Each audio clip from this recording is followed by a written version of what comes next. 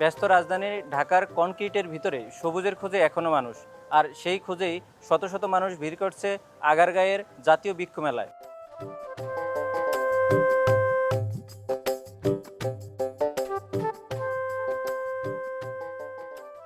এখানে শুধু গাছ কেনাবেচায় নয়, বরং প্রকৃতির সঙ্গে মানুষের সম্পর্ককে নতুন করে ভাবারও একটি সুযোগ তৈরি হয়েছে।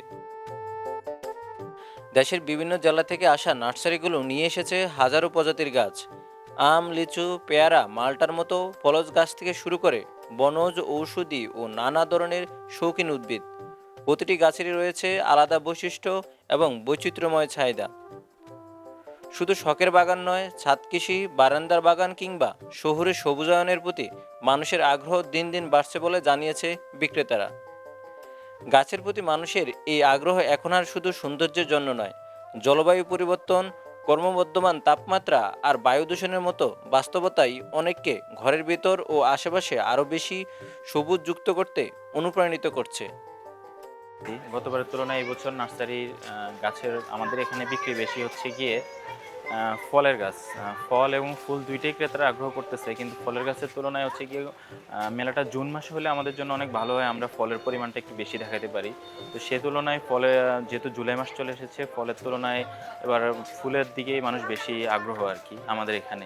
এখানে এসে আমার খুব ভালো লাগতেছে, জাতীয় বৃক্ষ মেলায় এসে এখানে অনেক ফুল গাছ দেখে খুব ভালো লাগতেছে। আমি আমার সহপাঠীদের সাথে আসছি, গাছ কেনার উদ্দেশ্যে এসেছি। আজকে হচ্ছে আমি লাকি ব্যাম্বু কিনেছি একটা, আর অনেক ধরনের গাছই দেখেছি। এমন সব জাতীয় গাছ আছে। আমি এখানে এসে রঙ্গন গাছ, কদবেল গাছ, তারপর আম গাছ, এইসব গাছ কিনছি। আমি এলাচ গাছ এবং বাগান বিলাস কিনেছি।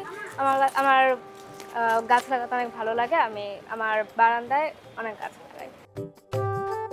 পরিবেশবিদদের মতে একটি গাছ শুধু ছায়াই দেয় না, এটি বাতাসের মান উন্নত করতে, তাপমাত্রা কমাতে এবং শহুরে জীববৈচিত্র্য রক্ষায় পালন করে অত্যন্ত গুরুত্বপূর্ণ ভূমিকা। আজকের এই বৃক্ষমেলায় আমাদের মনে করিয়ে দেয়, পরিবেশ রক্ষার দায়িত্ব শুধু সরকারের নয়, আমাদের সবার।